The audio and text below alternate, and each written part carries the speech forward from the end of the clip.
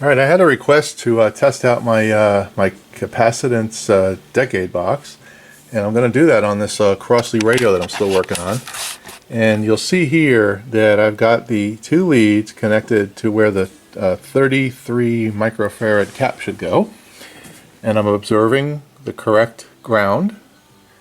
And pardon the mess here. I have the yellow wire plugged in to the positive side, which is for the meter, if you recall. Then I have the red wire, which goes to the positive side of the cap, and the black wire, which goes to the negative side of the cap. Then I have another pair of cables connected, which go to this analog meter right here. Okay? So we're all going to learn this together. I haven't turned it on yet, because I don't know what it's going to do. So let's turn it on and see what happens. So I'm seeing about 90 volts. There, and here I'm seeing about, looks like about 80 volts, so somewhere in there. Seems to be working. Let's turn the radio off and see how fast it drains. Now it's interesting. That meter went right down. Let's turn it back on for a second.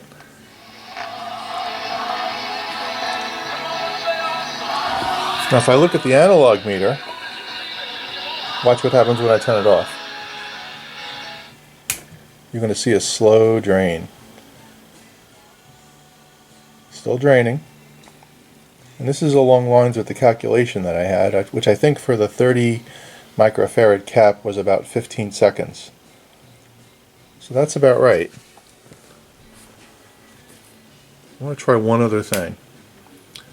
If I turn the radio back on, and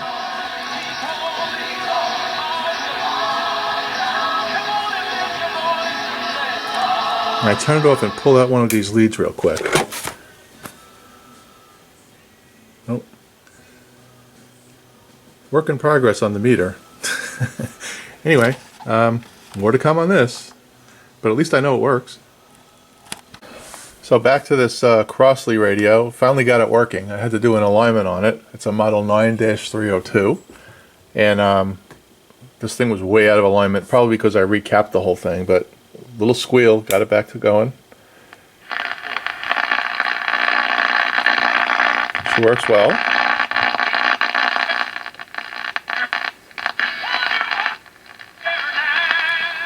Not a lot of stations around here at night.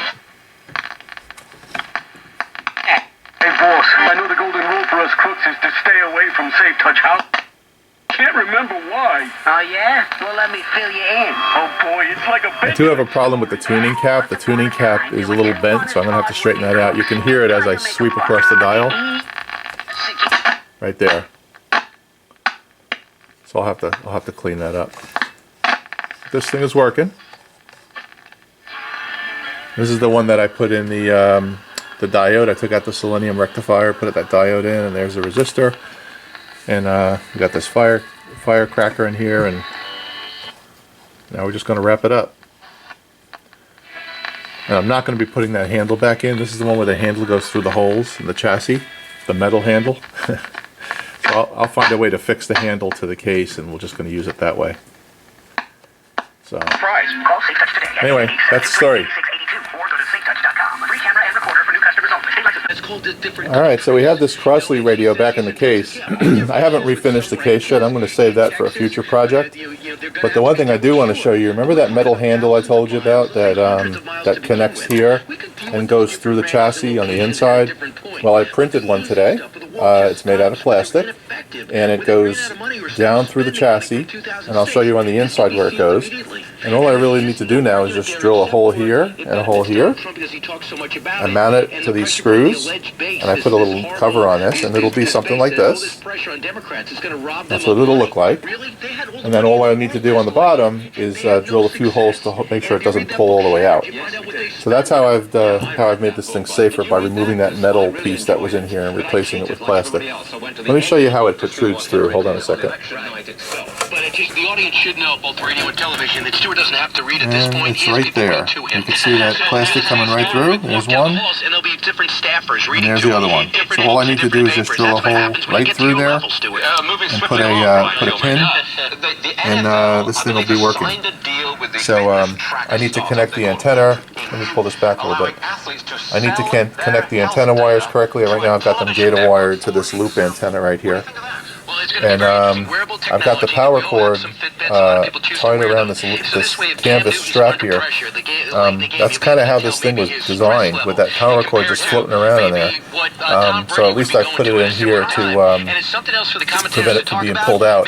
This was to hold the batteries in. This was a battery unit. So I've done that temporarily. One day I'll take this thing apart and refinish the cabinet. But this radio was a challenge for me to build, because I had never replaced a selenium rectifier before. And I learned quite a bit about how you calculate the size of the resistor you need, and a whole bunch of stuff. So that one was a good lesson for me. So I think this will wrap up this episode of Odds and Sods, and that's about what we have for now. So I'll get this handle mounted, and we'll see you in the next video. Thanks.